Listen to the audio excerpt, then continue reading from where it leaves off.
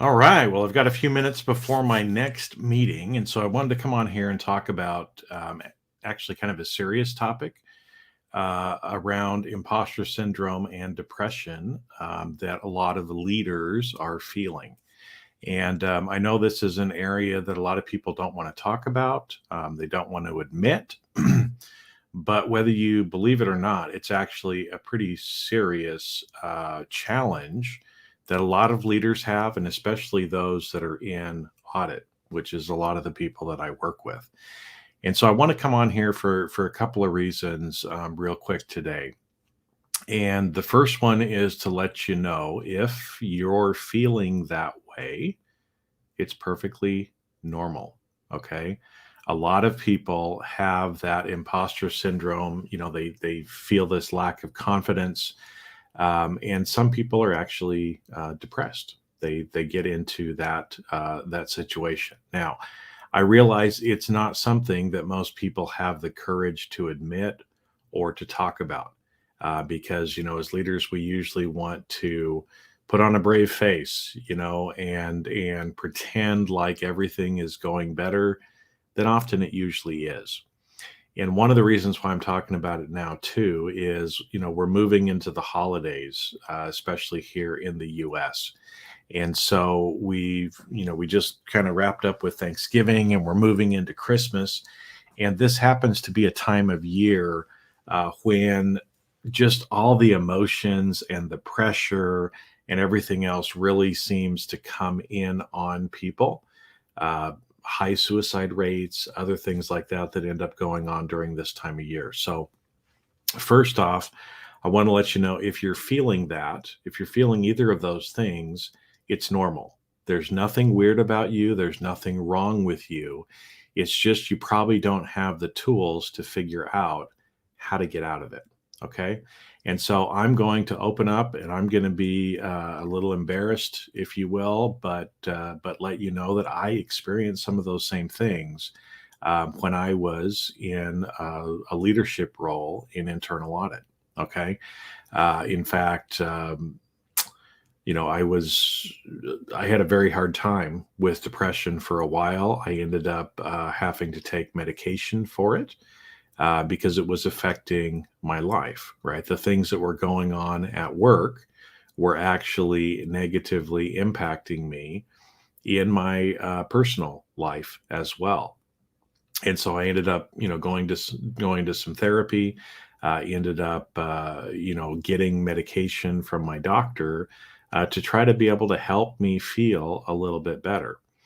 And because I didn't know about some of the tools that I teach and share with people now, some of the mental ways to be able to reprogram your brain and actually feel better about regardless of what may be going on in your particular situation. Okay. And so as I told you, I was on medication. Now, did I tell anybody about it at that point in my life? Hell no, right? I was embarrassed about that. I didn't want people around me to know that I was experiencing those things. That's why sometimes, again, we go around and we feel like we're all alone, like we're the only one that's dealing with this. Well, I'm here to tell you that there's a lot of people who are dealing with the same thing. And it's about finding a group that is supportive, that understands, that is confidential, so that you can actually feel comfortable opening up. Because what you will find is that there's a lot of people feeling the same way. There's a lot of people feeling the same way. I have felt that way before. And that's one of the reasons why I help people now, because I don't want them to go through that. Now, I also had those same feelings of, feeling like I'm in over my head, that I don't know as much as I think I do. Again, the fact that you're feeling that actually means that you're more competent than you realize, because it's the people who don't think they have anything to learn or know. Those are the people who actually shouldn't be confident because they don't know. But because they don't know that they don't know, they feel confident. And so, truly, the capable people are usually the ones who feel the imposter syndrome more. Now, there's ways to be able to get out of this. There are ways to be able to reprogram your brain and to help you feel more confident. So, if you're one of those people that wants to learn more how to do that, reach out to me and let me know because there are ways to be able to do that. Now, again, one of the reasons why I'm coming on here is I want you to know that you're not alone if you're feeling that way. There are ways to fix it. And I want to help you before it gets out of hand. Okay. In my life, I let it get out of hand because I didn't have some of the tools that I needed to. In fact, there were some changes going on at the organization where I was at. There were some new executives that were actually trying to, take some of my work away from me and make me look like I didn't know what I was talking about and that they knew what they were talking about. And so, as a result of that, right, they were doing a lot of political maneuvering to undermine me, make me look like I didn't know what I was talking about, when in fact I did, right? I mean, I'd won awards, I'd done all these great things, but the problem is when somebody comes at you with an assault like that, if you don't have the skills to be able to work through it and the tools to be able to work through it, it can be a dark place to go, right? And so things can start happening in your mind. You start feeling things. This was leading to some of the depression that I was feeling. But as I let it get to myself, it got worse and worse and worse, right? Because I didn't know how to stop it. I didn't know how to fix it. And you may be sitting there feeling the same way, right? You feel like there's this pressure coming down on you and and you want to fix it, but you just don't know how to fix it. Well, if that's what you're feeling, then let me know. Reach out and let me know because I want to help you. I don't want you to go through those same things. Now, as I told you, things got out of hand in my life because I didn't know how to deal with it. In fact, I remember there was one time after a particular meeting that I can very vividly remember. I left that meeting feeling like I was going to get fired. The end was coming. There were some things that were said in that meeting that I didn't know how to respond to, and just really made me look silly. And again, it was a person that they didn't really know what they were talking about, but they were just attacking me, right? Because they wanted to set themselves up as someone who was the expert and take things away from me. Okay. And as I left that meeting, I just started feeling kind of weird. And I remember, I went back to the stairwell to walk back down to my office, and I just felt this anxiety kind of welling up in me, and I could just feel like I was "Ah," kind of thing, and walked into the stairwell because I just felt like something is not right.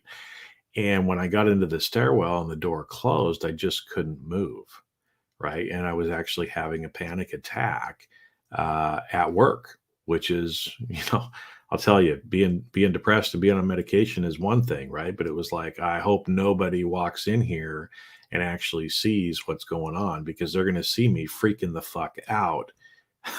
And that's really not going to be good after coming out of that meeting, right?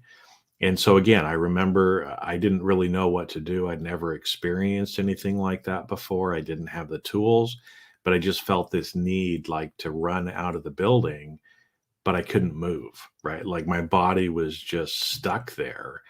And consciously, right? Consciously, I knew what was going on. Consciously, I wanted to get out of the office, but I just couldn't get my body to move, right? That's the kind of stuff that can happen if we don't learn and get the tools that we need to be able to regulate our emotions and learn how to be much more emotionally intelligent, right? And so again, one of the reasons why I came on here today is I wanted to share with you and let you know, don't let it get to that point. Okay. If you're already starting to have some of these feelings of this pressure, feeling like an imposter, if you're starting to feel blue or in a funk, it may not be in a full-on depression, or you may actually be taking medication and doing things like that. But if you're at that point, please do something. Reach out to me, talk to other people, do something before it gets to be a very serious issue.